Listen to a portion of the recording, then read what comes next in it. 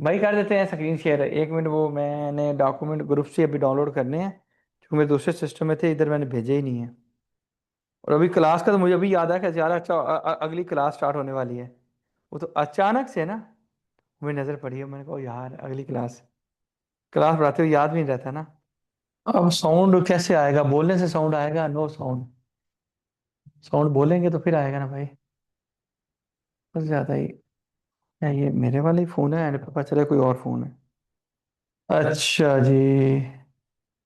अच्छा, उसके अलावा आपने सर्कुलर पढ़ा? जी सर। तीन अपॉर्चुनिटीज वाला। जी जी। उसका क्या कंसेप्ट था तीन अपॉर्चुनिटीज वाले का? सर इसको तो यही है ना कि वो जो वो है क्या? एसएससी, एसएससी के लिए जरूरी है कि वो तीन तीन दफा उसको जो एसेसिंग ऑफिसर है उसको तीन दफा opportunity of being heard provide करे, और तीन नोटिस सब असेसी को असेसर तीन अपॉर्चुनिटीज ऑफ करें। बीइंग हर्ड प्रोवाइड करे, अगर अगर नहीं करता तो फिर? फिर उसके बाद से फिर वो उसका जो असेसमेंट है हम्म। वो चैलेंजेबल है। अच्छा ठीक हो गया।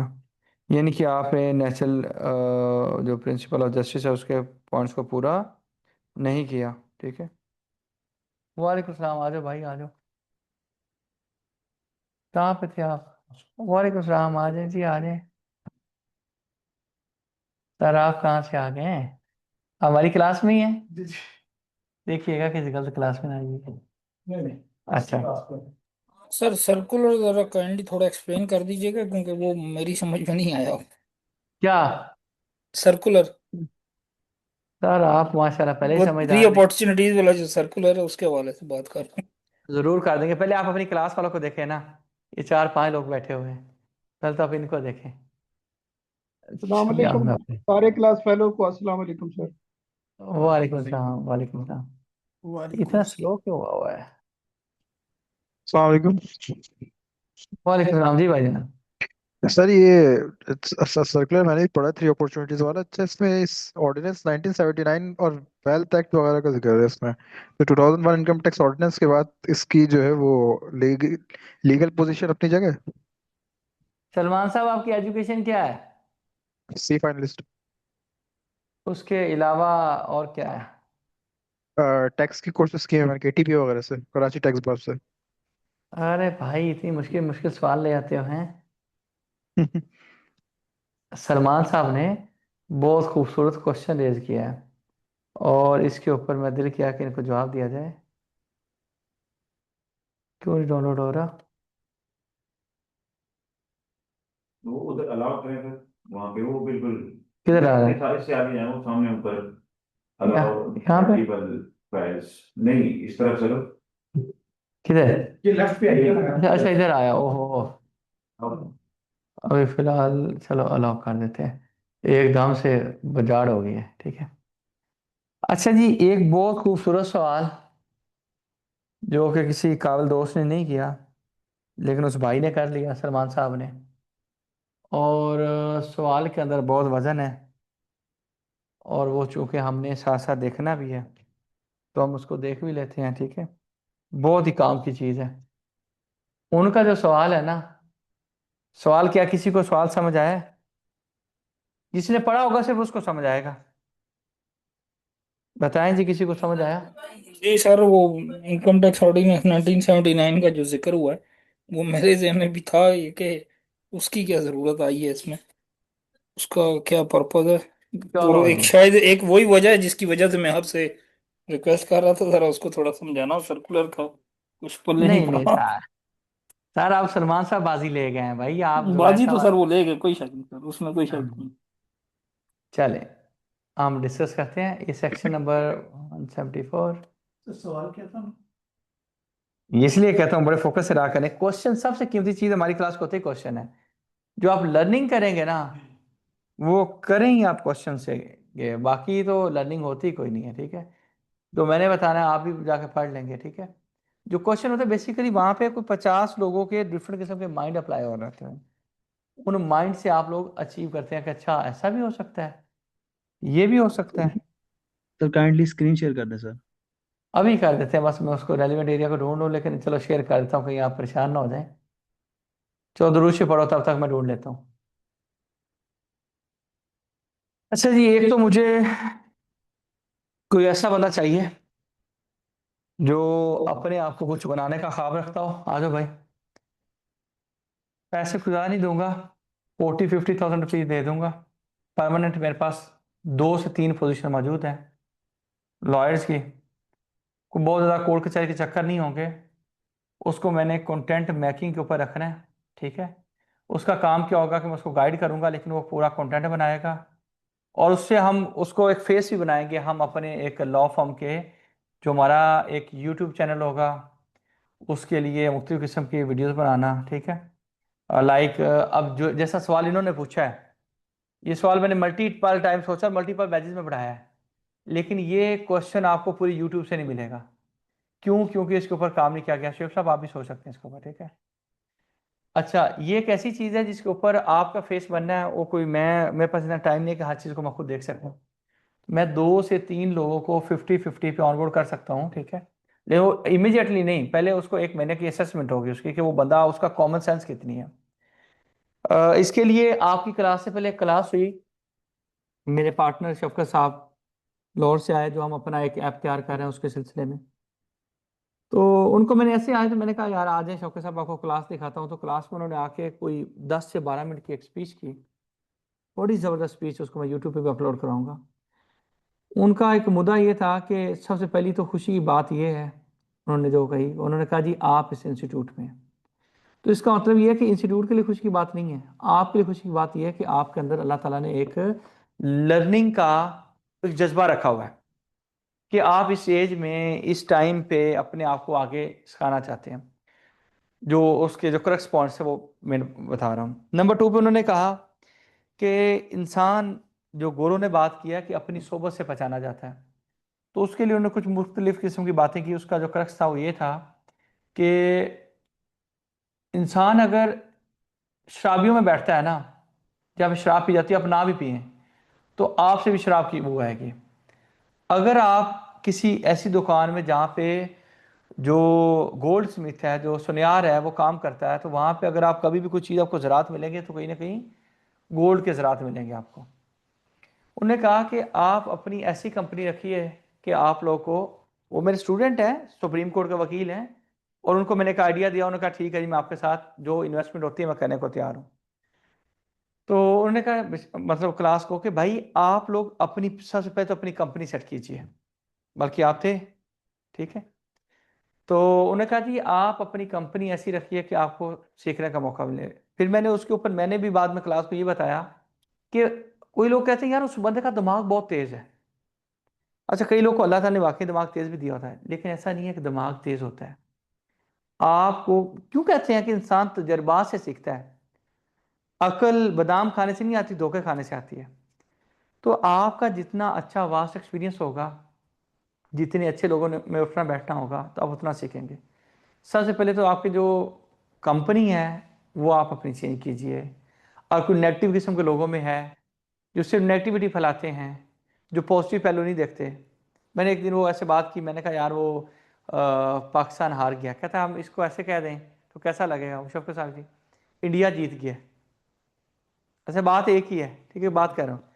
तो आप पॉजिटिव वे में बातों को, चीज़ों को डिलीवर करेंगे तो उसका एक इम्पैक्ट और होगा। तो खैर, ओपोजिशन का मैंने बता रहा था, और बाकी ये कहना था कि आप लोग खुद अपने बॉस बने, अपने मास्टर बने। ये रिमोट नहीं होगी अपॉर्चुनिटी, ये ऑनलाइन है, ऑनलाइन नहीं है, ठीक है। आपको ऑन साइट आना पड़ेगा। और काम के मामले में बहुत बुरा इंसान हूँ, बहुत बुरा इंसान हूँ, मेरी रेपुटेशन कोई अच्छी नहीं है। क्योंकि मैं किसी बंदे को फ्री बैठना पसंद ही नहीं करता। क्योंकि मैं जब खुद सुबह 4 बजे जाऊँ और मैं सुबह फिर 11-12 बजे सुबह पहुँचा हूँ, कभी 9 बजे पहुँचा हूँ, कभी केस है तो 8 बजे भी उठा हुआ हूँ, 7 बजे भी उठा हुआ हूँ, तो मैं एक्सपेक्ट नहीं करता कि मेरा जो बंदा होगा और वो आए, वो कहे जी मैं 9 बजे आ गया, 5 हो गए सर जी सलाम वालेकुम, बैठा हूँ। मैं कहूँगा मेरी क्लास भी लो, इसमें से पॉइंट्स निकालो, अपनी रील बनाओ।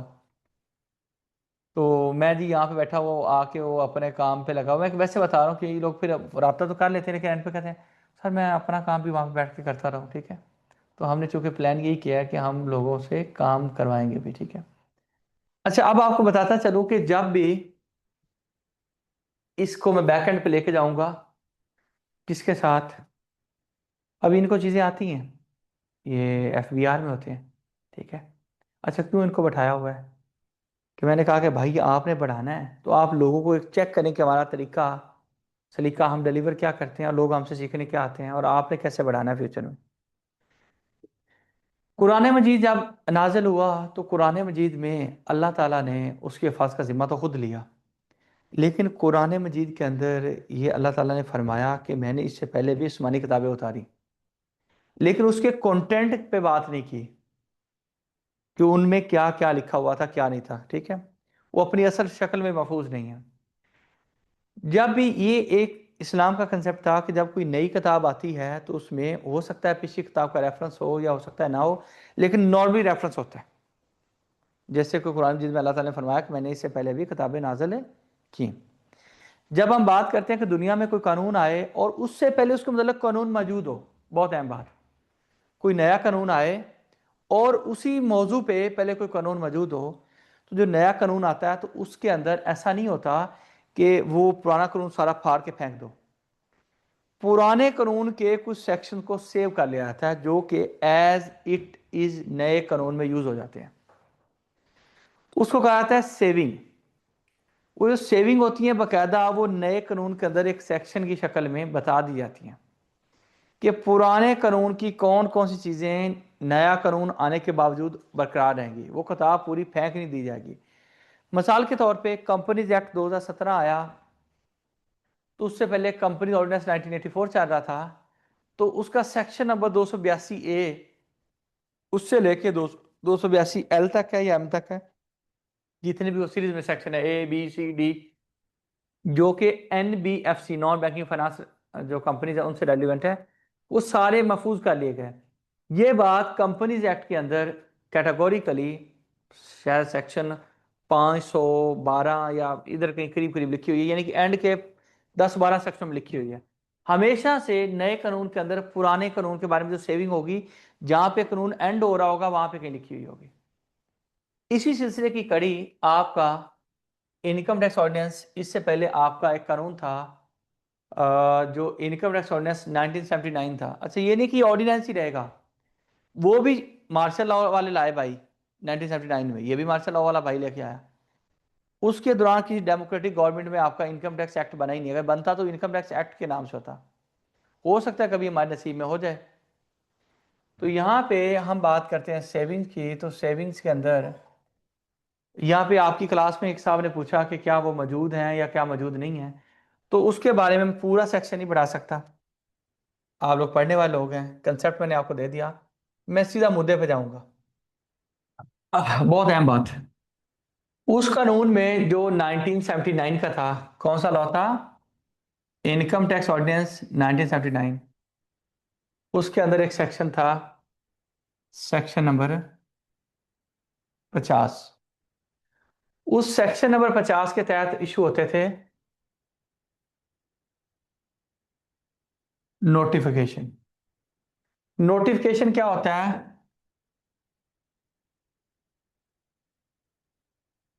SRO। इसके ऊपर भी थोड़ी सी डिस्कशन करता हूं। ये जो SRO जारी होता है इसके बारे में क्या कहता है, any notification issued under section 50 of the repealed ordinance. अब उसके बारे में क्या है जी भाई बताएं, in force on the commencement of this ordinance. जब ये कानून वजूद में आया, मार्ज वजूद में आया, अगर कोई ऐसा SRO मौजूद है जो इन फोर्स है, जो इस वक्त जिंदा है और अप्लाई हो रहा है लोगों पे, shall continue to remain in force, वो नया कानून आने के बाद भी जिंदा रहेगा, अनलेस अमेंडेड, यहां तक कि उस SRO को अमेंड कर दिया जाए, मॉडिफाई कर दिया जाए, कैंसिल कर दिया जाए या रिपील कर दिया जाए बाय और अंडर दिस ऑर्डिनेंस। उस SRO की इस कानून के तहत भी अमेंडमेंट हो सकती है। कोई बंदा कहे नहीं कैसे हो सकती है, ये बात लॉ के अंदर लिखी गई है। कोई बंदा ये कह सकता है कि सर ये तो बात होगी SRO की, SRO क्या होता है उसके ऊपर डिस्कशन कर लेते हैं। अच्छा, उसके बाद अथॉरिटी विच इशूड अथॉरिटी से मुराद एफबीआर है, which issued any notification, notice, direction और इंस्ट्रक्शन और मेड एनी रूल, एग्रीमेंट और अपॉइंटमेंट और ग्रांटेड एनी अप्रूवल और रिकॉग्निशन, ठीक है, फलाना फलाना, वो पुराने कानून का रेफर करने लगे, shall have the power to amend फलाना फलाना फलाना। तो याद रखें कि इसके अंदर आपकी अथॉरिटी ने कोई भी चीज़ें जारी की हुई हैं तो उनकी भी वैल्यू वही है जो उस कानून के तहत थी, वो इस कानून के तहत भी सेम रहेगी। बाकी मजीद मैं उम्मीद करता हूँ कि इस पॉइंट को आप पढ़ लेंगे विद रिस्पेक्ट टू आपकी सेविंग के, कि क्या क्या चीज़ें उन्होंने पुराने कानून की अ, महफूज की हुई हैं या उनके बारे में कुछ सेविंग रखी हुई, किस किस चीज़ की रखी हुई हैं, वो आप आई बिलीव पढ़ लेंगे। सलमान भाई। अच्छा सर, ये द अथॉरिटी जो है ना, इसमें आ गया एफबीआर। एफबीआर का पूरा अपना एक एक्ट बना हुआ है। कोई भी चीज ऑर्डिनेंस और उसके एफबीआर एक्ट से कॉन्फ्लिक्ट करेगी तो प्रिवेल क्या करेगी? ऑर्डिनेंस। याद रखें ऑर्डिनेंस प्रवेल करेगा। क्यों प्रवेल करेगा? ऑर्डिनेंस में वैसे तो पहली बात है कन्फ्लिक्टिंग हो नहीं सकती। क्यों नहीं हो सकती? इसमें सारे टैक्सेशन की बातें हैं, उसमें आपकी जो वो अथॉरिटी है, अथॉरिटी को चलाने का मैकेनिज्म है, ठीक है, अथॉरिटी के बारे में बातें हैं, ठीक है। क्योंकि ऐसा नहीं हो सकता, इसमें आपकी बात को मैं इस तरह से बताऊंगा कि आपका ये पॉइंट उस वक्त हो सकता है जैसे बैंकिंग कंपनीज ऑर्डिनेंस और कंपनीज एक्ट में कन्फ्लिक्ट आता है तो बैंकों के लिए बैंकिंग कंपनी ऑर्डिनेंस प्रवेल करता है। लेकिन यहाँ पे दोनों में बातें एक जैसी नहीं है। एक कानून है जो टैक्स के बारे में है, एक कानून है वो जो टैक्स की अथॉरिटी है उसके बारे में है। सही है सर। मतलब यानी कि आप कह रहे हैं कि एफबीआर की रेगुलेशंस पे वो टोटली कि जो बोर्ड का है। क्योंकि पहले यस। एक वो जो मसले चलते थे वो ये चलते थे कि कमिश्नर नोटिस दे या फिर एफबीआर बोर्ड दे। ठीक है, सेक्शन 14C शायद था, कुछ ऐसी था पहले, वो सेक्शन आ 170। जाते हैं सलमान भाई, आप माशाल्लाह अच्छे क्वेश्चन पूछते हैं और अच्छे क्वेश्चन की मैं बहुत कदर करता हूँ और इन क्वेश्चन को प्रैक्टिकली सब लोग को समझना है और यही चीजें हैं जिसके लिए मैं और आप लोग हाजिर हुए हैं। अभी क्वेश्चन को रोक के रखिए, मैं पहले सर्कुलर को बता दूं। ये क्वेश्चन वो है जो प्रैक्टिकली इन लोगों ने फेस नहीं किए हुए, आपने फेस, बल्कि आ ही गया यार, इसको बताता ही जाता हूँ। रोहित भाई साहब ने एक सवाल पूछा कि कमिश्नर नोटिस दे या कौन दे। इनकम टैक्स ऑर्डिनेंस के मुताबिक, इनकम टैक्स ऑर्डिनेंस के मुताबिक कौन बंदा नोटिस जारी कर सकता है? हर एक सेक्शन में आपको एक बात मिलेगी, कमिश्नर कमिश्नर कमिश्नर, हर जगह पे कमिश्नर का वर्ड यूज होगा। लेकिन एफबीआर में कमिश्नर है कितने? बाकी तो सारे एडिशनल कमिश्नर हैं, असिस्टेंट कमिश्नर हैं, डिप्टी कमिश्नर हैं। तो भाई ये कौन नोटिस जारी कर सकता है उसके बारे में? सबसे हम पढ़ते हैं वर्ड जो इंपॉर्टेंट है डेलीगेशन का। किसको? डेलीगेशन को। द कमिश्नर, इसको छोड़ दें, may by an order in writing, एक ऑर्डर पास करेगा इन राइटिंग में, delegate to any officer of inland revenue. Officer of inland revenue में सारे लोग कवर्ड हैं जो उसके मतहत आते हैं कमिश्नर। वैसे तो सारे ऑफिसर हैं, उससे ऊपर लेवल के भी, लेकिन हम बात करेंगे कि डेलीगेट मैं अपने उस्ताद को तो नहीं कर सकता, अपने से सीनियर बंदे को तो नहीं कर सकता, मैं जब भी कुछ डेलीगेट करूंगा अपने से नीचे वाले लेवल को करूंगा। तो हम यही कहेंगे कि नीचे लेवल वाले बात हो रही है। सब ऑर्डिनेट टू द कमिश्नर, जो कमिश्नर का क्या होगा? सब ऑर्डिनेट होगा। ऑल और एनी ऑफ द पावर्स और functions conferred upon or assigned to the commissioner under this ordinance other than the power of delegation। Commissioner साहब अपनी डेलीगेशन की पावर के अलावा पूरे कानून में जहां जहां उनको कोई पावर दी गई है वो अपने किसी मतहत अफसर को क्या कर सकते हैं? डेलीगेट कर सकते हैं। अच्छा, इसके ऊपर कहाँ पे, कहीं पे लॉ में लिखा हुआ है कि भाईजान वो कमीशन नोटिस जारी करेगा, तो वहां पर अगर एडिशनल कमीशन ने जारी कर दिया तो हम ये क्वेश्चन कर सकते हैं कि आपके पास डेलीगेशन हुई है, अगर हुई हो तो इन राइटिंग होनी चाहिए। क्या होनी चाहिए? इन राइटिंग डेलीगेशन होनी चाहिए, ठीक है। इसका मतलब ये है कि डेलीगेशन के केस में आपके जो कमिश्नर साहब हैं, मैं एक और साहब हैं अगर मौजूद हैं एफबीआर के, तो मेरे साथ भी हैं डिप्टी, वो महकमे को रिप्रेजेंट भी करते हैं केसेस में, उनको भी कोशिश करता हूँ कि वो लिंक भेज देते हैं अगर वो भी ज्वाइन कर लें, ताकि उनकी तरफ से भी हमें कोई इनपुट आ जाए। अच्छा, यहाँ पे डेलीगेशन के अलावा हर पावर को क्या किया जा सकता है? डेलीगेट किया जा सकता है। कमिश्नर साहब का मतलब यानी कि कोई और ऑफिसर नोटिस दे दे आप, नहीं नहीं ये तो डेलीगेशन जो है ना वो हुई हुई थी, नहीं हुई हुई थी, तो आप मांग सकते हैं। लेकिन कमिश्नर का मतलब कमिश्नर नहीं है, कोई डेलीगेट भी हो सकता है। ठीक हो गया। Next, the commissioner shall not delegate, नहीं कर सकता। यानी कि ये बात इसने यहां पे लिखी थी, उसको यहां पे ले आया। Shall not delegate the power of amendment of assessment contained in subsection 5, section 122(5) का अगर कोई केस हो, 122(5)(a) का केस हो, ठीक है, 122(5)(a) को भी देख लेंगे, जरूरत पड़ेगी। 122(5)(a) का केस हो तो कमिश्नर साहब डेलीगेट नहीं कर सकते। And amendment of assessment of order of recovery फलाना, या 161(3) का केस हो, उसमें डेलीगेट नहीं कर सकते। किसी को भी डेलीगेट नहीं कर सकते, नहीं कर सकते हैं किसको? To an officer of inland revenue below the rank of additional commissioner. इसमें लाजमी तौर पे जो केस होगा, शायद आपको पता हो, बड़े सा लोगों को ये कंफर्म ग्राउंड है। अगर आपका 122(5)(a) हो या 161(3) हो, या तो कमिश्नर की तरफ से आपको नोटिस आना चाहिए या एडिशनल कमिश्नर की तरफ से आना चाहिए। इससे नीचे के लेवल का बंदा हो तो हम कह सकते हैं शौर्या तेरी औकात नहीं दी, आप ये नोटिस हमें नहीं भेज सकते। क्यों? क्योंकि बात कमिश्नर की थी सेक्शन में, तो कमिश्नर डेलीगेट ही नहीं कर सकता उससे बिलो, उसने कैसे कर दी? अंडरस्टैंड कर रहे हैं ऑनलाइन वालों? सर बिल्कुल। जी सर। सलमान साहब, जी सर बिल्कुल, डिसाइड करा। वो अल्ट्रा सलमान वायरस हो साहब जाएगा, जी, अल्ट्रा वायरस हो जाएगा ना फिर वो हाँ उसके एडिशनल। ऊपर चैलेंज हो जाएगा। ये बकायदा जी बहुत स्ट्रॉन्ग ग्राउंड है, ग्राउंड ऑफ अपील जी में एक ये ग्राउंड ऑफ अपील है। जी जी बिल्कुल। अब तो ये ख्याल कर रहे हैं, इसका पहले नहीं करते थे।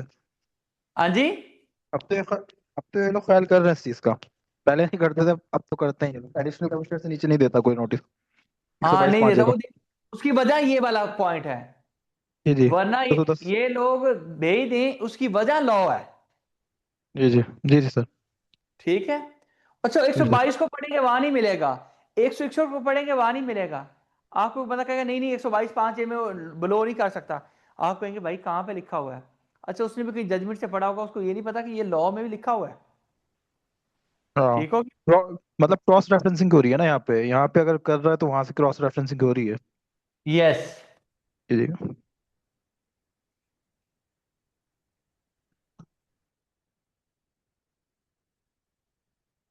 अच्छा जी, सर वो जो कहा जाता है कि I am directed to communicate या आई एम डायरेक्टेड, वो किस पैराए में होता है? डेलीगेशन में आएगा वो भी, कैसे? जब भी जो लेटर इशू किए जाते हैं या नोटिस, तो उसमें लिखा होता है I am directed to do something, जो नीचे आप एक्सप्लेन कर रहे हैं। जैसे इसी के अंदर अभी आपका जो आपने सर्कुलर वो किया, उसके अंदर भी स्टार्टिंग वो वहां से हो रहा है कि I am directed to communicate, वो डेलीगेशन में आता है। इसको देखते हैं, आपकी बात अभी मैं क्लियर नहीं कर पाया, मैं ऊपर करूंगा। यहाँ ये लिखा होता है, उसका ये मतलब होता है कि सेक्रेटरी ने नोटिस या सर्कुलर इशू किया है, वो ऊपर जो उसका मेंबर होगा उससे उसने ये चेयरमैन से third main sheet number approval लेके फिर ये कर रहा है। वो ठीक हो, कर लेते हैं, अभी कर लेते वो हैं। डेलीगेशन में आएगा, वो डेलीगेशन में आएगा या कोई नहीं, आप अभी छोड़ दें, अभी छोड़ दें, अभी छोड़ दें, आपने उतना परेशान नहीं होना, आपने उतना देखना जितना मैं बताऊंगा। अब अगली बात है सर्कुलर। अगली बात क्या है? सर्कुलर। फिर हम एसआरओ को भी देखेंगे। सर्कुलर, सर्कुलर क्या होते हैं, ये कहाँ पे पड़े होते हैं? ये मेरे स्टूडेंट जानते हैं कि मैं यार की वेबसाइट खोल कर स्टूडेंट को बताता होता हूँ। ये जो सर्कुलर है ना, ऐसा आपने नहीं समझना कि भाई ये किसी बंदे की फरमाइश का प्रोग्राम है। जो अच्छी चीज़ जहाँ पे हमें मिलेगी हम हर अच्छी चीज़ को अडॉप्ट करेंगे और हर एक प्रैक्टिकल नुक्ते को डिस्कस करेंगे। अगर कोई बंदा आपके सामने कोई क्वेश्चन रख रहा है, इसका मतलब ये है कि उसका प्रैक्टिकल एक्सपोजर है। और लेकिन ये नहीं कि हम बिल्कुल इधर उधर निकल जाएंगे, लेकिन चीज़ें जो हमारी होंगी साइड देख रहे होंगे। नोटिफिकेशन ऐसा नजर आ रहा है, अभी इसके बारे में हमने नहीं पढ़ा। ये ऑर्डर या सर्कुलर नजर आ रहा है, अभी इसके बारे में हम देख रहे हैं, फिर दूसरे पे हम जाएंगे। इनकम टैक्स के भी सर्कुलर होते हैं, इनकम टैक्स के जनरल ऑर्डर भी होते हैं, जुरिस्डिक्शन ऑर्डर भी होते हैं, ये सारा ये पड़े हुए मुख्तलिफ किस्म के। हम चलते हैं। अच्छा सर, सॉरी इंटरप्टिंग यू, इसमें ये सर्कुलर ब्राउचर्स वगैरह की कोई लीगल हायरार्की है?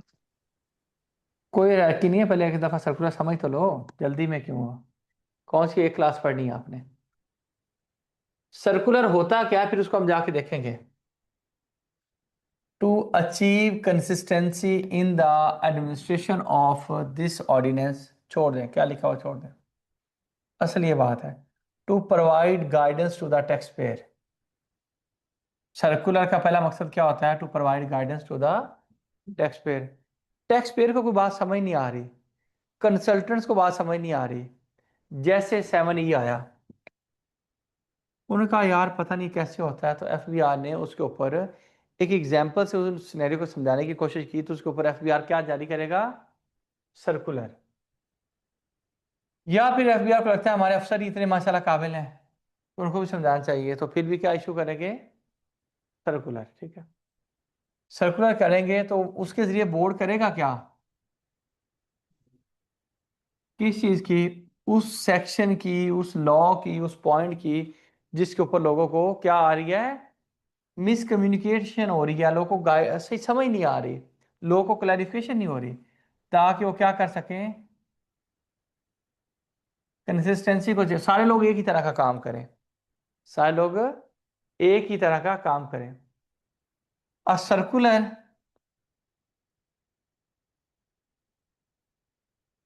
टैक्स पे बाइंडिंग नहीं होता, टैक्स पे बाइंडिंग। अच्छा क्यों नहीं होता ये, इसको फिर नहीं आना, लॉ में लिखा हुआ बाइंडिंग नहीं होता, तो लॉ में लिख दिया तो मैं सोचूं भी क्यों। ठीक है, अब a circular issued by the board, पहली बात याद रखिएगा, ये कौन जारी करता है? बोर्ड। ये नहीं कि सारे बोर्ड के मेंबर बैठे होंगे जारी करेंगे, कोई एक आधा उन्होंने आगे बंदा डेजिग्नेट किया होगा जो सर्कुलर जारी करेगा, हम देखते हैं अभी। Shall be binding on all income tax authorities. Income tax authorities क्या है? वो सेक्शन नंबर 207 में लिखी गई हैं। 207 में लिखा गया है कि चीफ कमिश्नर होगा, ये होगा, कमिश्नर होगा, फलाना होगा। ठीक है, other than person employed in the execution of ordinance. ठीक है, अदर, हाँ जी, other person employed in the execution of ordinance under the control of the set board other than commissioner of income tax appeal. अब ये circular फिर दो लोग पे बाइंडिंग नहीं होता। आप अपील में चले जाए और कमिश्नर साहब को कहें, कमिश्नर अपील को, एफ आर सर्कुलर है, ऐसे ही होना चाहिए, वो कह सकते हैं मेरे ऊपर तो सर्कुलर बाइंडिंग ही नहीं है। बात को फॉलो करें, हम ये कह सकते हैं कि इस सर्कुलर के तहत आपके महकमे ने ये किया है, और ये सर्कुलर पूरे महकमे के ऊपर बाइंडिंग है। बात समझ रहे हैं? पूरे महकमे के ऊपर बाइंडिंग, आप कहीं समझ नहीं आई। एक है महकमा, महकमा नहीं तो हमारे अगेंस्ट के रेट केस बनाया है, उसी में हम उठ के उसके पास चले जाएंगे। तो हम ये नहीं कह रहे कि हमें ऐसा करके दो, हम कह रहे हैं कि लॉ में ये था, सर्कुलर था, लॉ में ये चीज़ थी, इन्होंने ये कर दिया है, इन्होंने इसको फॉलो करना था, क्योंकि ये क्या होता है, बाइंडिंग है इन लोगों के ऊपर, तो इन्होंने फॉलो नहीं किया। मेरी बात को फॉलो कर रहे हैं? तो जो सर्कुलर होता है, इसके जरिए बेसिकली बोर्ड इंटरप्रिटेशन देता है किसी भी मैटर के ऊपर, ताकि कंसिस्टेंसी को क्या कर सकें? अचीव कर सकें। कभी किसी का दिल करे कि इनकम टैक्स अथॉरिटीज कौन कौन सी हैं, पढ़ लेना ये सारी अथॉरिटी।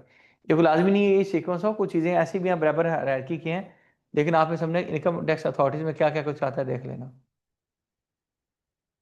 सर्कुलर का बात चल गया जी सब लोग को? किसी बंदे को कन्फ्यूजन, तकलीफ, परेशानी, मसला? सर सबसेक्शन 3 एक्सप्लेन कर दो। भाई उसमें लिखा हुआ टैक्स पेयर पे बाइंडिंग नहीं है, टैक्स पेयर फॉलो करे सर्कुलर को, ठीक है, नहीं फॉलो करता तो ना करे, सादा। Not binding on the tax payer का मतलब ये है कि वो उसके पास चॉइस है। तो एक सर्कुलर 3 आया था 2017 या 18 में कोऑपरेटिव सोसाइटीज के ऊपर, उसके अंदर उन्होंने अकाउंटिंग और उसकी ट्रीटमेंट वगैरह बताई थी।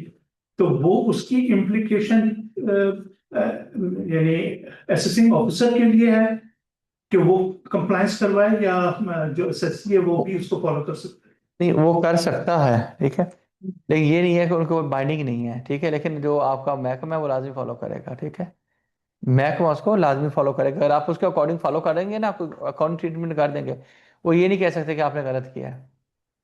अच्छा मेरी सर, बात को ये फॉलो। 206 था, हाँ जी।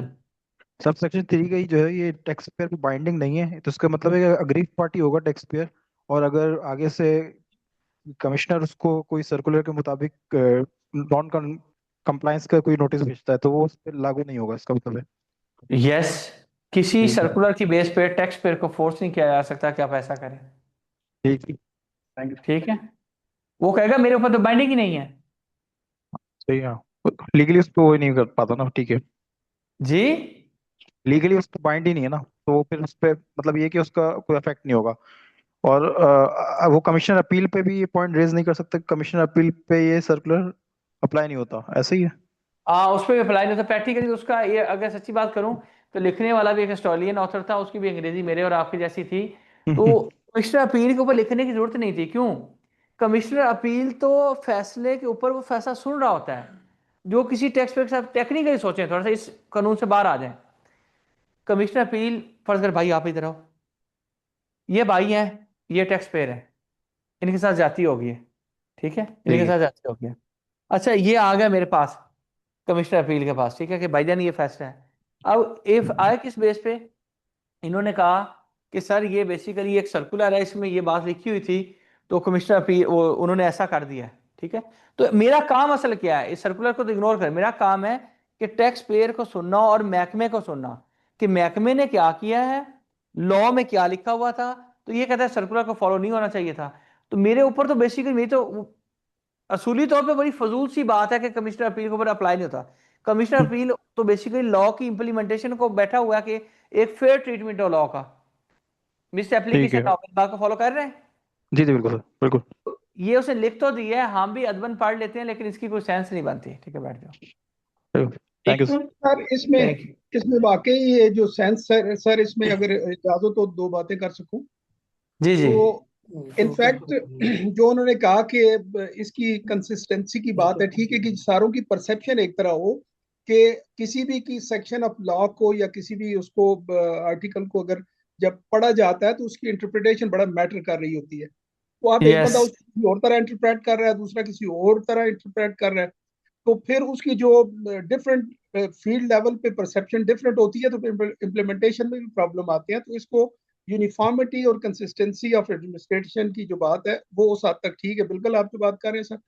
लेकिन अब यहाँ पे आके कमिश्नर अपील को उस, क्योंकि वो जो इंटरप्रिटेशन ऊपर की गई है उसी की बेस पे कमिश्नर अपील्स ने फैसले सुनने हैं दोनों के, कि जी अगर एक ने ये काम किया तो वो इस एसआरओ की बेस पे किया जिसको इस तरह इंटरप्रेट किया गया है, और दूसरा कहता है कि नहीं जी इसको इसके बरक्स किया गया, तो उसके लिए अदतन उसको लिखने की कतन कोई सेंस नहीं बनता।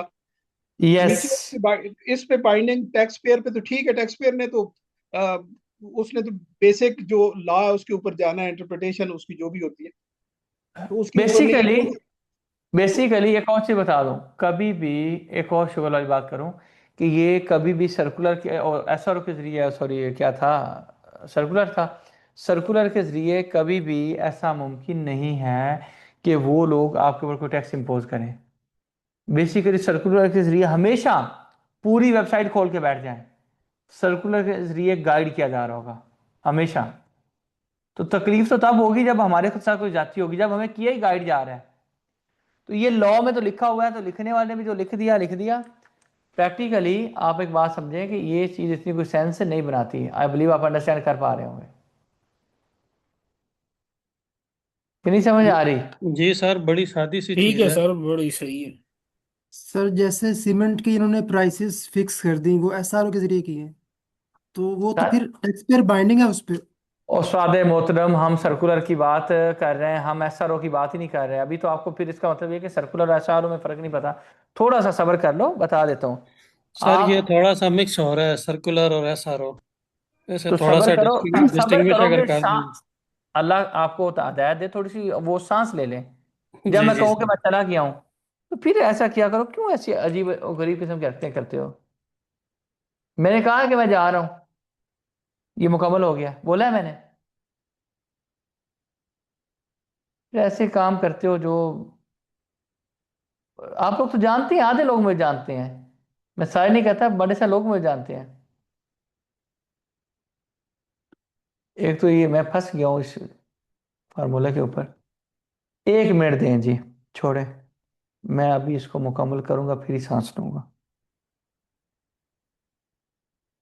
लिख के बता देता हूँ, ठीक है, लिख के बता देता हूँ ताकि आप लोग परेशान ना हो। लॉ में दिखाना चाह रहा था, मैं अपने पास से आपको बताता हूँ। आप कह लें टूल्स, आप क्या कह लें टूल्स। मैं एक मिसाल देता हूँ समझाने के लिए और समझने के लिए, तो जो देनी है आपने।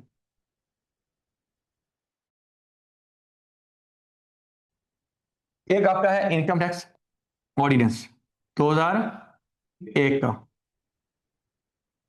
ये आपका क्या है, लॉ है। इनकम टैक्स ऑर्डिनेंस 2001 का जो कानून है, ये हमारा लॉ है। इस कानून के लिए ये जो आपके हैं रूल्स बना दिए गए 2002 के, ये आपके क्या हैं, रूल्स हैं। ये क्या हैं, रूल्स हैं। इसको हम कहते होते हैं सबटेंटिव लॉ।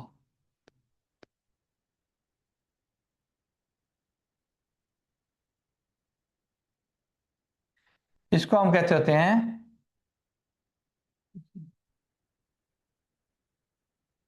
Procedural law. अच्छा, समझने के लिए ये ऐसे ही है जैसे हम दीनी तौर से इसका कंपैरिजन नहीं कर सकते। समझने के लिए जैसे कुरान और सुन्ना आपस में इंटरकनेक्टेड है, कि आपको हुक्म मिलता है कि ये करें। वो हुक्म जो मिला वो कुरान में मिला, उसको कैसे करना है वो आपको सुन्ना में मिला। लाइक नमाज पढ़ें तो कैसे पढ़नी है, यानी कि ये बताता है व्हाट टू डू। अच्छा, बड़े सारे लोग कहते हैं सर हमने ये चीज़ें, ये बड़ी बेसिक चीज़ें जो आपको पहले ही बतानी चाहिए। ये मेरा काम नहीं है वैसे बताना, ये चीज़ें आपको पहले पता होनी चाहिए। व्हाट टू डू, और ये है हाउ टू डू। अच्छा, इसके अंदर हर साल कुछ तब्दीलियां आती हैं, फिर उस पे जाते हैं। बल्कि आपका जो ऑर्डिनेंस है, इसका कोई एक सेक्शन किसी रूल के साथ कनेक्टेड होगा, किसी रूल के साथ क्या होगा, कनेक्टेड होगा। लेकिन लाजमी नहीं है कि आपका इधर कोई सेक्शन हो, हर सेक्शन इधर कनेक्टेड हो। कुछ कनेक्टेड हो सकते हैं, कुछ चीज़ों का यहीं पे मफहूम पूरा हो गया तो उन्होंने उसके लिए दोबारा इधर रूल में कनेक्ट ना किया। फिर ये हुआ कि टैक्स पेयर को किसी पॉइंट के ऊपर तकलीफ हुई, उसको परेशानी हुई, उसको समझ नहीं आ रही, तो उन्होंने इसके लिए क्या जारी किया, सर्कुलर। क्या जारी किया, सर्कुलर। क्या है, ये है गाइडेंस है, गाइडेंस टू टैक्स पेयर। ठीक है, गाइडेंस टू टैक्स पेयर। अच्छा, इसका मकसद क्या था कि कहीं पे कोई बंदा अपने हिसाब से काम कर रहा था, दूसरा अपने हिसाब से काम कर रहा था, उनका एक स्टैंडर्ड पैटर्न ये होगा। सादा लफ्जों में हम उसको मानते भी हैं, चूंकि हमें खुद उतनी चीजें जो नहीं पता होती, तो एफबीआर हमें एग्जांपल दे के अपने एक्सपर्ट ऑनबोर्ड करके वो हमें क्या करता है, हेल्प कर देता है। फिर एक उन्होंने नया इंस्ट्रूमेंट जारी किया, एक नया इंस्ट्रूमेंट, उस इंस्ट्रूमेंट का नाम था SRO। सर्कुलर को ऑर्डर भी बोला था, क्या बोला था, ऑर्डर। ये ऑर्डर वो नहीं है जो आपके अगेंस्ट फैसला आता है, ये ऑर्डर वो है जो लॉ के किसी भी सेक्शन के बारे में एफबीआर जारी करेगा। अगला आ गया SRO, या फिर इसको नोटिफिकेशन। अच्छा, याद रखें कि SRO या नोटिफिकेशन कब आएगा, ये सर्कुलर का कैसे पता चलेगा, कोई सेक्शन आता है उसमें कोई उबाम होता है, तो एफबीआर कहता है फलाना वो हमने सेक्शन दिया, उस सेक्शन को वो रेफर करता है बकायदा। उसके लिए नीचे हम एग्जाम्पल दे रहे हैं आपके लिए, आपकी रहनुमाई के लिए, उसमें बकायदा रेफरेंस होगा। लेकिन जब नोटिफिकेशन की बात होगी, SRO की बात होगी, अगर हम पढ़ें लिखा हो as the federal government may by notification in the official gazette, तो हमने कहना है कि यहाँ पे क्या आएगा, जब वर्ड लॉ में कहीं पे भी नोटिफिकेशन आ जाए तो हम कहेंगे इस पे क्या जारी होगा। अच्छा, इंटरचेंजली दोनों वर्ड यूज होते हैं, SRO या नोटिफिकेशन दोनों यूज हो सकते हैं। अच्छा, ये क्या होती है, ये गाइडेंस होती है, तो इसको हम कहते हैं एक्सटेंशन ऑफ लॉ। क्या कहते हैं, एक्सटेंशन ऑफ लॉ। क्या मतलब है? इसको समझने के लिए अगर बिजली का स्विच वहां पे हो तो एक एक्सटेंशन यहाँ पे लगा के मैं यहाँ पे अपना लैपटॉप लगा लूँ, तो यानी कि मैंने अपना मकसद पूरा कर लिया कि वहां से यहाँ तक बिजली पहुंचा ली। सम टाइम किसी सेक्शन के अंदर वो बात की कमी होती है, उसके ऊपर कुछ मजीद रूल बनाने होते हैं, कुछ प्रिंसिपल सेट करने होते हैं कि वो सेक्शन को कैसे अप्लाई किया जाए। मैं कुछ सेक्शन आपको दिखाऊंगा भी, समझाऊंगा भी। तो उस केस में एफबीआर क्या करता है कि वो कहता है कि अच्छा, बेसिकली लॉ के अंदर ही उन्होंने पावरें दे दी किसको? लिखा हुआ है federal government may by notification in the official gazette. अच्छा, वो आता ऑफिशियल गजट में ही है। ऑफिशियल गजट क्या होता है? जैसे खबरें आती हैं, फलाना एआरबी न्यूज़ है, जियो न्यूज़ है, फलाना न्यूज़ है, तो इस तरह गवर्नमेंट का खबरें निकालने का एक, मैं फर्ज करो कि हमारा अदारा है, तो हम कहते हैं यार हम नोटिस बोर्ड पे ये चीज़ डिस्प्ले करेंगे। तो सरकार ने जब खबरें देनी होती हैं अपनी, तो वो ऑफिशियल नोटिफिकेशन में देती है। ऑफिशियल नोटिफिकेशन दो तरह का होता है, एक आपका होता है एक्स्ट्राऑर्डिनरी और एक होता है जनरल। जनरल का कोई टाइम पीरियड कितने स्पेसिफिक टाइम पीरियड के बाद होता है, मुझे नहीं आइडिया, मैं ऐसे आपको बताऊं, लेकिन एक टाइम पीरियड उसका स्पेसिफिक होता है। लेकिन एक्स्ट्राऑर्डिनरी ये होता है कि कोई बहुत इमरजेंसी की सिचुएशन हो, इमरजेंसी का कोई पैगाम हो, तो गवर्नमेंट क्या करती है, एक्स्ट्रा ऑर्डिनरी वो नोटिफिकेशन ऑफिशियल गजट जारी होता है। ये कभी आप उसको पढ़िएगा, ऊपर लिखा होगा extra ordinary, normally extra ordinary होगा। वो जारी करेगी तो उसके अंदर वो लिखा होगा कि मतलब उस मुद्दे के ऊपर लिखा होगा कि भाई ये हमने एसआरओ जारी कर दिया। एसआर होता है स्टेचुटरी रेगुलेटरी ऑर्डर्स। अच्छा, इसकी औकात क्या है? औकात, पावर, ये है कि जो एसआरओ होता है, एसआरओ ये बराबर होता है लॉ के। जितना लॉ पावरफुल उतना एसआरओ पावरफुल। यानी कि यहाँ पे तो गाइडेंस थी, तो इतनी वो तो हमारी हेल्प थी प्रैक्टिकली। वो प्रैक्टिकल ये मैं आपको चीज बता रहा हूँ जो प्रैक्टिस प्रैक्टिस में, ये वाला तो फिर आपका प्रैक्टिकली लॉ ही है। एसआरओ क्या होता है? आपका लॉ होता है, ठीक है। और ये अच्छा, ये याद रखिएगा। अच्छा, कुछ बातें अगर लिखा हो कहीं पे, लॉ को हम पढ़ें, स्टडी करें, और वहां पे हमें वर्ड मिले, क्या वर्ड मिले? एज मे बी प्रेस्क्राइब, उसका मतलब है कि उसका स्विच कहाँ पे लगेगा? एज मे बी प्रेस्क्राइब का स्विच लगेगा रूल्स के, किसी किसी रूल के साथ। अगर हम ऑर्डिनेंस में पढ़ें और हमें किसी सेक्शन में, किसी सब सेक्शन में मिले, क्या मिले? हमें मिले as may by notification in official gazette, तो इसका स्विच कहाँ पे लगेगा? एसआरओ के साथ। उसके बाद फिर दरम्यान में बच क्या गया? ये किसी भी कोई नए नया जब भी कोई ना कोई आएगा, कोई टैक्स आएगा, कोई चीज आएगी, तो उसके बारे में क्या होगा? सर्कुलर आएगा, ठीक है। इसकी एक कॉमन एग्जांपल जो मैं आज दे सकता हूँ और अभी दे सकता हूँ वो है 7E। जब 7E आया, उसके अंदर लॉ में तो लिखा होता कितनी प्रॉपर्टी एग्जम्प्ट होगी, क्या 2.5 करोड़ की, अगर 5 करोड़ की एक प्रॉपर्टी होगी तो क्या होगा, तो उसके बारे में बकायदा उन्होंने एक गाइडेंस जारी की। वो जो गाइडेंस थी वो क्या थी? वो आपका सर्कुलर था। मैं आपको खोल के भी दिखाऊंगा। अच्छा, इसी के साथ हर साल, तो जो दीजिएगा, हर साल जब आपका फाइनेंस एक्ट आता है, क्या आता है? Finance act. मैं बल्कि इसके ऊपर ये डिलीट कर दूं? नहीं, डिलीट नहीं करते इसको, हम थोड़ा सा, ये स्क्रीन पे लिखा गया है। ये स्क्रीन पे लिखा गया। नहीं लिखा। एक्चुअली उस पर शीट पे लिखता ना, तो फिर मसला ये होता कि वो, ये पेन असल तो लिखता है, ये वाला पेन मुझे पसंद है, लेकिन ये उनको नजर नहीं आता। ये इन्होंने बेसिकली ये पेन बनाया कि जब भी मैं लिखने लगा हूँ कैमरे की रिकॉर्डिंग के लिए, ये जो पेन है ना, ये जो इसकी वो फ्लो है ना, वो और है। ये नहीं, डायरेक्ट की बात, ये पहले जूम के जरिए उधर जा रहा है, तो जूम में ना वो एक फ्लो गैप आया था। ये असल ये वाला पेन है, समझ ना, 2001। अच्छा, ये अब ऑनलाइन वालों को नजर नहीं आ रहा। अब शीट पे लिखा। ये अब जब हम रिकॉर्डिंग बनाएंगे ना, अभी मैंने इरादा किया हुआ है। अच्छा, चलो, और डिलीट करें से ऊपर वाला से डिलीट हुआ है। अच्छा, अब याद रखिएगा, जब फाइनेंस एक्ट आता है, जब क्या आता है, फाइनेंस एक्ट आता है, FA, आपकी नेशनल असेंबली होती है, आपका सेनेट होता है, आपका प्रेसिडेंट होता है।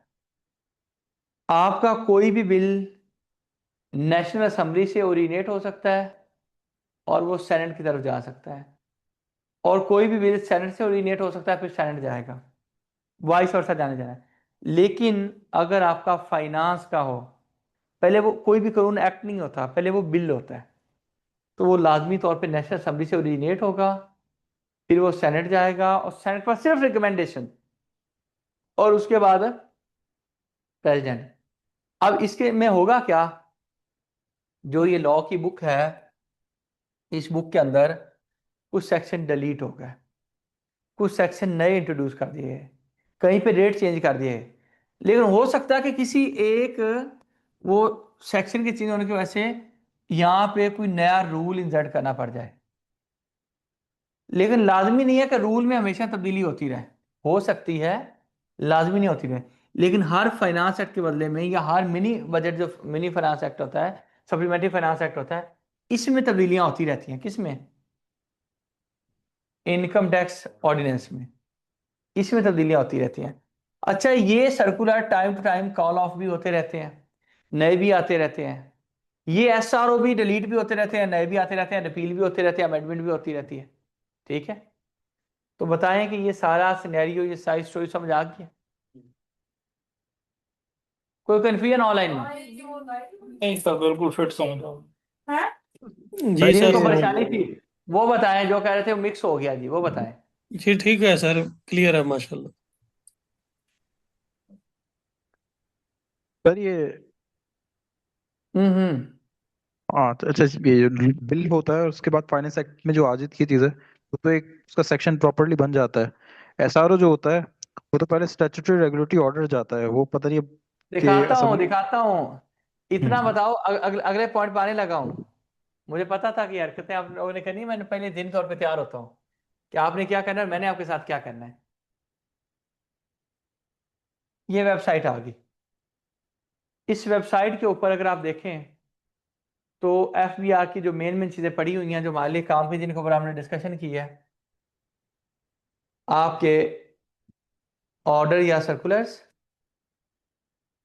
आपके SRO, ठीक है, और आपके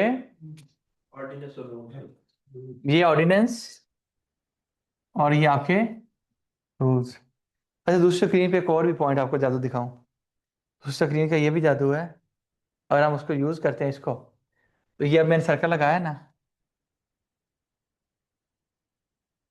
अच्छा दूसरे बोर्ड पे करेगा ये, इसको बिल्कुल एग्जैक्ट जो दायरा बनना चाहिए ना, वो सही बना दे।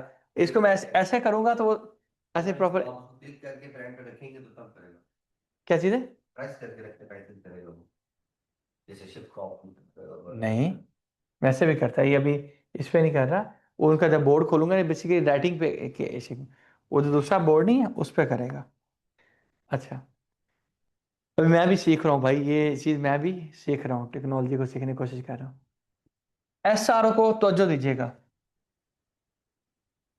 क्लिक किया, इनकम टैक्स SRO। अब इस SRO के जरिए रूल में अमेंडमेंट की गई है। SRO 17I होता है इनकम टैक्स के लिए 2026, 17I 2026, amendment in income tax rules, rule number 81B। यानी कि इसके जरिए फिर जो SRO आएगा, इसके जरिए आपके, अच्छा ये इनसे रहा क्यों नहीं गया? फाइनेंस एक्ट आया था, उसमें तब्दीली कर लेते, लेकिन अभी इनको कोई इमरजेंसी फील हुई कि यार ये अभी कर देना चाहिए, तो इन्होंने इसके ऊपर क्या किया, SRO जारी कर दिया। अच्छा, इसका मतलब ये है कि SRO का एक तो हमने ऑब्जेक्टिव वो वाला समझा, कौन से वाला, कि लॉ में जरूरत थी, कैसे, वो मैं आपको दिखाता हूँ। दूसरा सिनेरियो क्या है कि अमेंडमेंट के लिए भी इसको ये लोग यूज कर रहे हैं, हालांकि प्रैक्टिकली इसके में लॉ में मेरी नज़र में गुंजाइश नहीं है, मैं आपको दिखाता हूँ। लेकिन इसको इन्होंने यूज कैसे किया बताता हूँ। इन एक्सरसाइज ऑफ द पावर्स, उन शक्तियों का इस्तेमाल करते हुए, जो हमारे पास सेक्शन 237 आपके इनकम टैक्स ऑर्डिनेंस 2001 सेक्शन 237 और उसका सब सेक्शन 1, वहां पे हमारे पास शक्तियां मौजूद हैं, ये कह रहे हैं। अच्छा, वो क्या शक्तियां मौजूद है? वो है रूल्स बनाने की। वो किस चीज की पावर्स हैं? रूल्स बनाने की, ठीक है। कहता है the federal board of revenue is please to direct that the following further amendment shall be made in the income tax rule 2002 which are required by subsection 2 3 of फलाना फलाना फलाना where previous published फलाना फलाना in the aforesaid rule in rule number 81B sub rule 9 the following shall be substituted। 9 number पहले बार delete कर दो और ये वाला डाल दो। अच्छा, इसका मतलब ये हुआ कि अब ये देखो कि ये कैसे मौजूद है और यहाँ पे वर्ड क्या है, तो इसके एज मे बाय नोटिफिकेशन है, ये नोटिफिकेशन है, ये क्या प्रैक्टिकली हेडिंग क्या है? नोटिफिकेशन। और नोटिफिकेशन हमेशा किसका होता है? सरकार का होता है। किसका होता है? ये देख लो, government of Pakistan revenue division federal board of revenue date, और इसके ऊपर इन्होंने लिखा नोटिफिकेशन। इसमें ये भी होना चाहिए कि जनरल है या एक्स्ट्राऑर्डिनरी है। फिर पाकिस्तान का निज़ाम है, फिर आप अदबन तस्लीम कर लें जो कि लिखा हुआ है। और अच्छा, इसको बेसिकली जारी तो करता है कौन है? Federal government of Pakistan. अब इसमें इसको बेसिकली जो साइन किया है, किसने किया है? असूली तौर पे आप समझें कि इसको जारी करने वाला कौन है? Secretary rules and SRO Mohammad Amin Qureshi sahab, ठीक है। डन हो गया यहाँ तक। लेकिन असूली तौर पे ये लॉ की रूह नहीं है। असूली तौर पे मैं कहूँगा ये लॉ की रूह नहीं है। लेकिन अभी हमने थोड़ा सा SRO को देखा है, अभी और हम पढ़ते हैं थोड़ा सा सर्कुलर या ऑर्डर्स। Income tax circulars. अच्छा, to guide the tax payer in order to digitalise. अब इसके ऊपर हेडिंग क्या है? अच्छा, इसके ऊपर वो circular number 6 of 2025-26। In order to utilize all data of FBR, the manual return are being discouraged and FBR is now receiving through online system. That is why the manual return from does continue this year. However, the FBR does understand the problem of a small fraction of people who are filing manual return till 2024.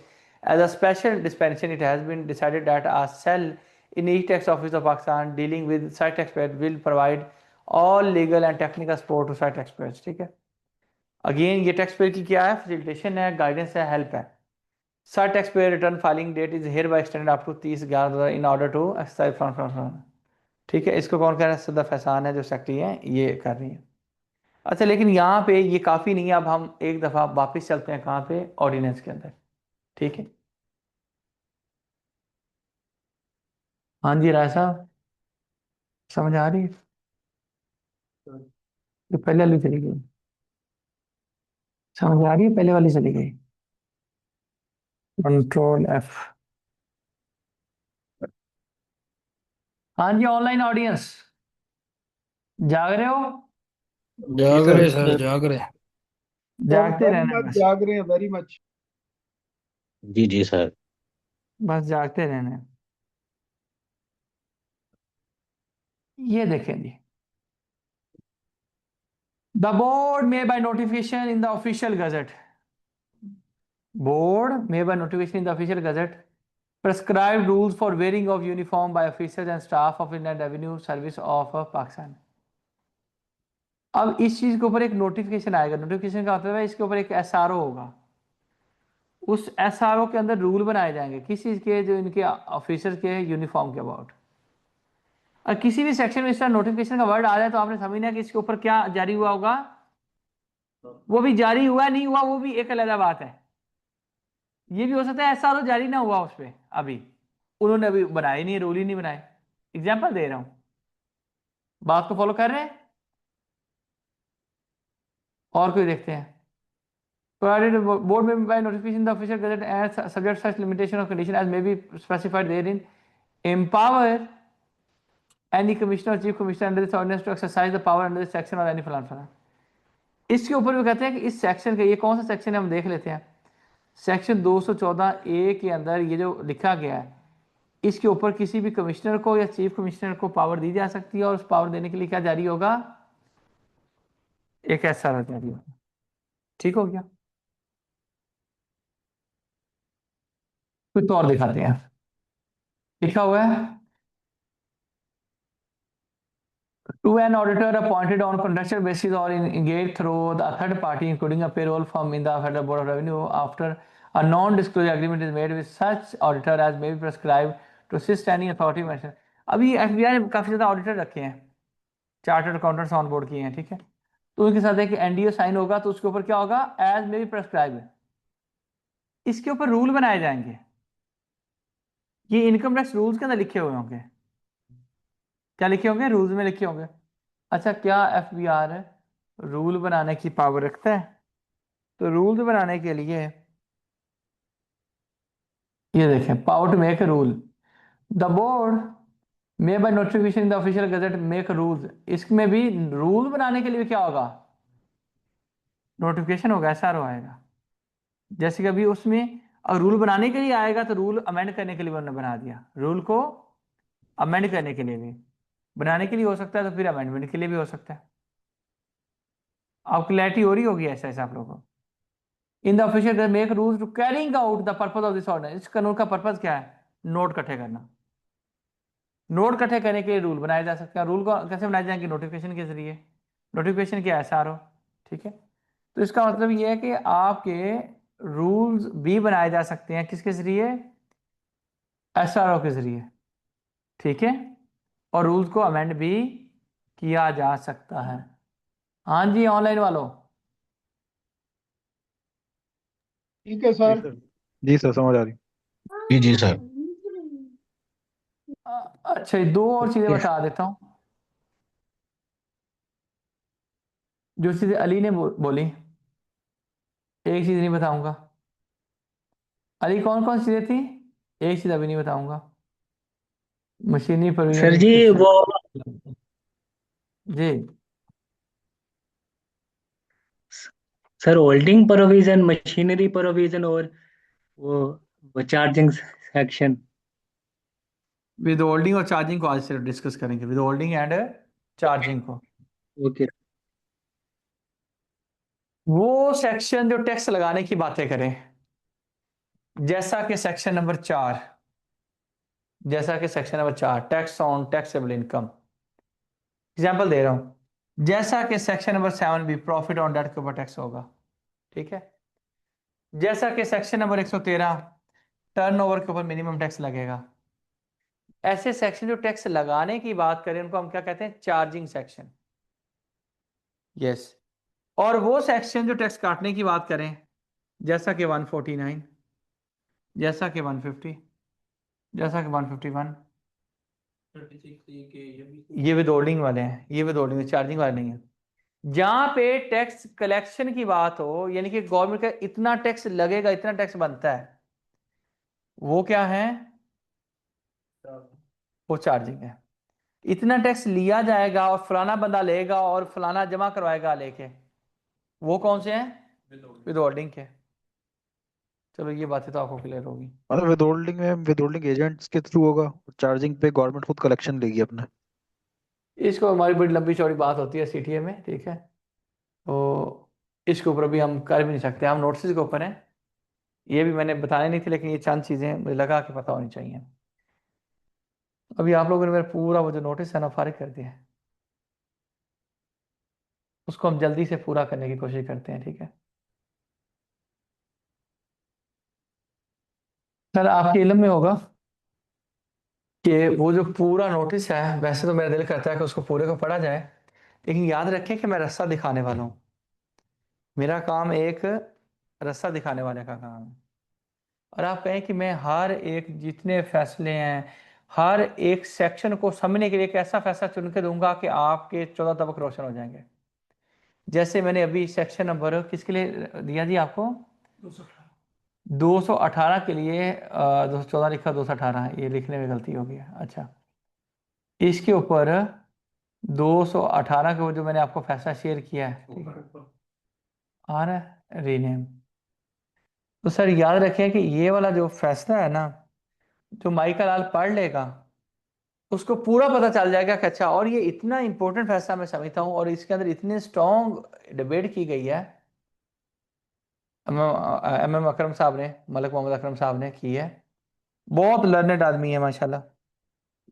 ये अभी इन्होंने एक कॉन्डोनेशन की, इसमें इस case में है क्या, ये 2019 का भी केस है इसमें और 2022 का एक ज्वाइंट उन्होंने एक फैसला ऑथर किया है, ठीक है, मतलब 2 सालों का, चूंकि सिनेरियो एक तरह का था।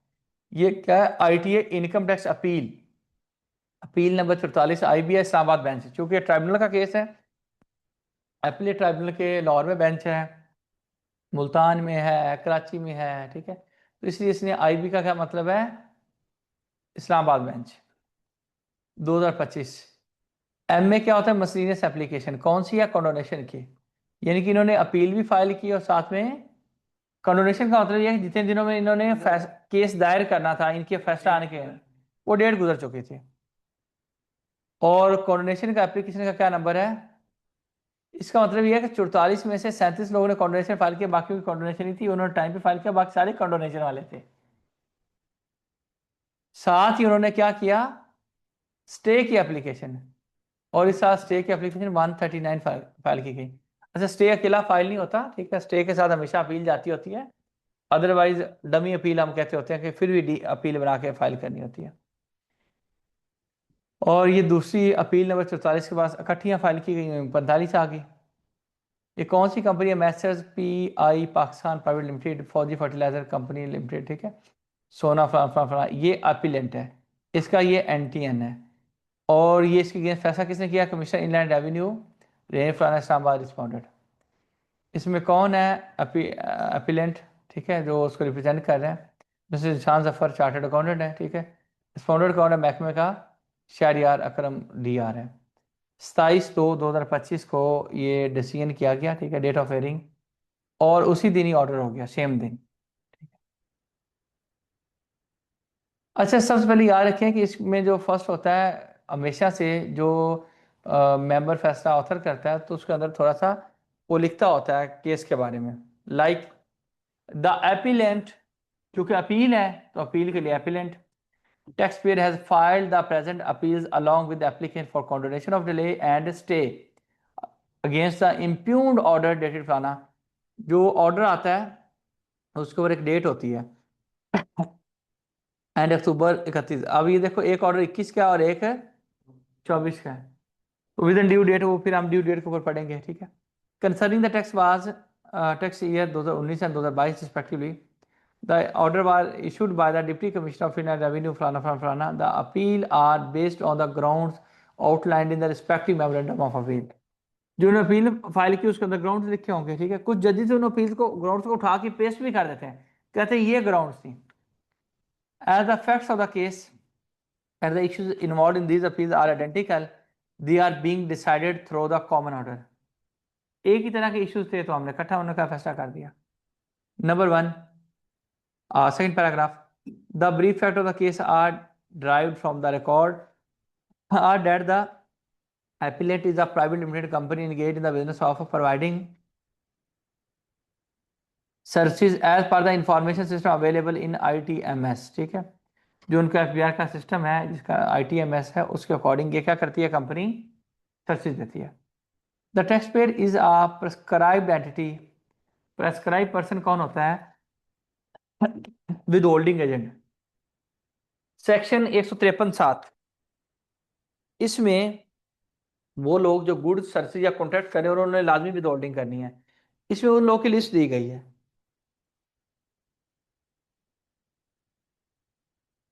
कहाँ पे, 153(7) में, ठीक है।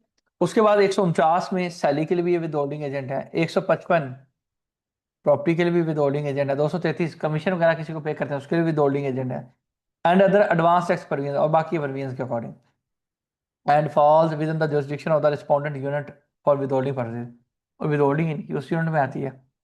According with the section 161 of the ordinance, the appellant taxpayer is required to remit. अब ये देखिएगा कि हम ऐसे ऐसे ताने बाने ऐसा सब फैलाते जाएंगे, इन्हीं आपके फैसलों से हम उसके सेक्शंस को पढ़ रहे होंगे और इन्हीं से हम इसको अगर हम पढ़ें, इसका एक सूच लगता है 161 के साथ, उसको भी हम पढ़ेंगे।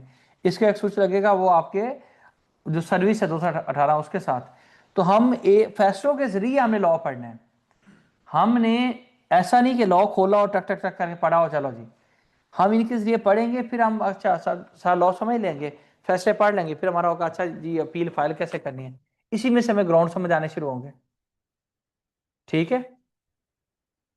161 of the ordinance, the appellant taxpayer is required to remit the tax collected or deducted under the various provisions of the tax law। ठीक है।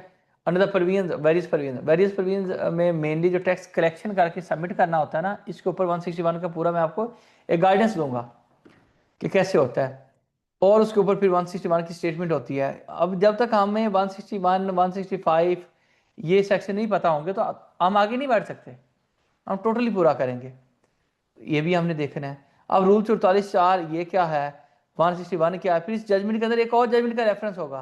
उस जजमेंट में क्या है, उसके अंदर इन्होंने प्रोसीजर दिया था, वो FBI ने अपनी वेबसाइट पे प्लेस किए कि विद होल्डिंग का प्रोसीजर क्या होगा। तो ये सारी चीज़ें हमने स्टेप बाय स्टेप देखनी है। ठीक है। इसको अभी नहीं पढ़ रहा, क्योंकि इसको प्रॉपर एक फ्रेश एनर्जी के साथ इस फैसले को पढ़ेंगे हम, और इसी फैसले से ही हमने 5-10 सेक्शन कनेक्ट करने हैं। ठीक है जी, आज हम यहाँ तक रखते हैं, क्योंकि वैसे भी थ्योरी है, बोरिंग है।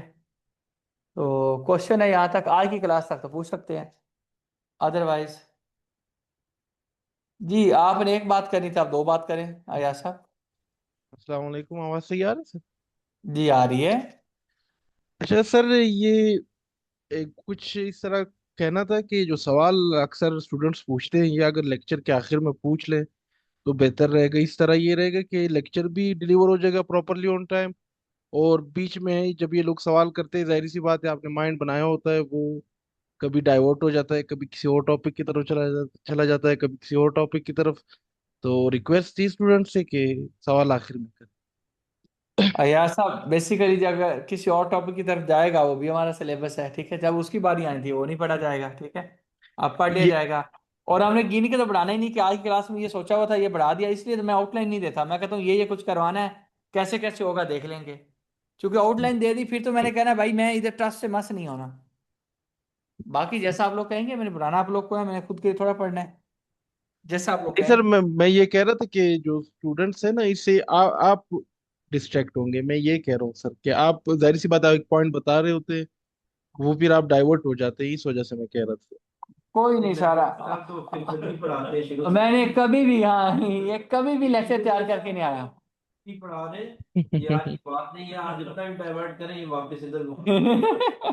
असल में बस सर सर, हम लोग खुद स्टूडेंट डाइवर्ट होते हैं ना, तो मसला प्रॉब्लम सिर्फ इतनी है। अभी तक सारे आप पे और तो हमें मुकम्मल एतमाद है माशाल्लाह। आप तो आपके जैसे एक्सपर्ट। आपके जैसे बड़े बड़े काबिल लोग डिवर्ट होंगे, फिर तो मेरा तो अल्लाह ही हाफिज है। असल में डाइवर्ट होंगे तो विद इन द इसी जो एम्बिट है उसी के अंदर ही डाइवर्शन है इंशाल्लाह। कहीं बाहर नहीं जाते, इसी के अंदर रहते हैं। सवाल अगर उसी से मुताल्लिक है, थोड़ा बहुत आगे पीछे होता है तो थोड़ा एम्बिट वसी हो जाता है, चीजें फिर समझ आने में आसानी हो जाती है। मेरा तो ये ख्याल चलो जैसा आप कहेंगे सो कर लेंगे, टेंशन न लें। जब इधर उधर करते हैं तो बता दीजिए। सर आप जिस तरह हाँ कंफर्टेबल हो उस तरह कर ले। मैं सिर्फ वैसे बता रहा था कि नहीं नहीं, जो सेशन सेशन आपकी अच्छी है, इसको हम ड्यू कंसिडरेशन देंगे, डोंट वरी एट ऑल। ठीक है। अच्छा जी। मोहम्मद जुबैर चौधरी। वालेकुम। वालेकुम सलाम जी चौधरी साहब। सर मुझे एक छोटी सी चीज पूछनी थी कि ये जो नोटिस जारी होते हैं, ये सिर्फ अंडर ऑर्डिनेंस ही हो सकते हैं या अंडर रूल भी हो सकते हैं? नोटिस का फॉर्मेट हमेशा रूल्स में दिया गया। ठीक है। लेकिन एक ऐसा नोटिस है जो रूल के तहत भी जारी होता है, जो रूल 44(4) का एक नोटिस है। अदरवाइज वो भी आके एंड होगा ऑर्डिनेंस में। तो याद रखिए नॉर्मली सारे नोटिस ऑर्डिनेंस से ही स्टार्ट होते हैं। ठीक है। ऑर्डिनेंस में एंड होते हैं। ठीक होगा। Thank you. ठीक है। ठीक है सर, थैंक सारे नोटिस देखेंगे, कोई नोटिस नहीं छोड़ेंगे, आपको सारा इंशाल्लाह जब पढ़ लेंगे ना, आप नोटिस का तहस नहस कर देंगे, आप कहेंगे नोटिस में सारा आता है। बस अभी बुनियाद है। ठीक है। Withholding on sale tax and income tax, आपका दानियाल कुछ नहीं हो सकता, आपका अल्लाह हाफिज है। विदहोल्डिंग सेल टैक्स का 11 शेड्यूल में दिया गया, सेल टैक्स एक्ट में एक ही जगह पे, और जो इनकम टैक्स है उसका कार्ड कैसे डाउनलोड करते हैं, अगर आपको अभी भी नहीं पता तो अगली क्लास में आना फिजिकल में, फिर आपको पास बैठ के डाउनलोड करवाऊंगा। ये देखें जी, उमैर सुथरा साहब जो हैं ये हमारे मेरे ख्याल स्टूडेंट हैं, इसलिए उन्होंने फौरी बता दिया कैसे होता है। चलें जी। सर एक छोटी सी चीज और जरा गाइड कर दें। हुक्म। अक्सर मैं ये हुक्म। काम करते हुए मैं वो ढूंढता हूँ, ये जो गजटेड, वो जो था क्या, गजट जो इनका होता है, इसकी इंफॉर्मेशन कहाँ से, वेबसाइट है क्या, ऑनलाइन कहीं में अवेलेबल होते हैं ये, कि जहाँ से कोई, मैं ढूंढता सर रहता हूँ, मुझे अक्सर चीजें मिलती हैं, कभी मिल गवर्नमेंट जाती का हैं एक कभी नहीं अदारा मिलती। है, कौन सा? गवर्नमेंट का इदारा है PCB, press corporation of Pakistan, ठीक है। जी जी। वहां पे जाएं। उसकी वेबसाइट पे मौजूद होते हैं। हाँ, उस पर जाकर चेक करें कि गजट नोटिफिकेशन कौन कौन से जारी हुए हैं, ठीक है। ठीक ठीक है, thank you. Thank you. Allah Hafiz.